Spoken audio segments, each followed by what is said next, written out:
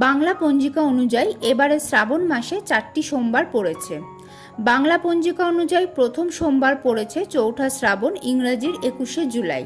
দ্বিতীয় সোমবার পড়েছে 11ই শ্রাবণ, ইংরেজির 28শে জুলাই। তৃতীয় সোমবার পড়েছে 18ই শ্রাবণ, ইংরেজির 4ঠা আগস্ট এবং 25শে শ্রাবণ, ইংরেজির 11ই আগস্ট পড়েছে চতুর্থ তথা শেষ সোমবার। শ্রাবণ মাসের সোমবার শিব পুজো করলে কি ফললাভ হয় সেটা এবার জেনে নেওয়া যাক।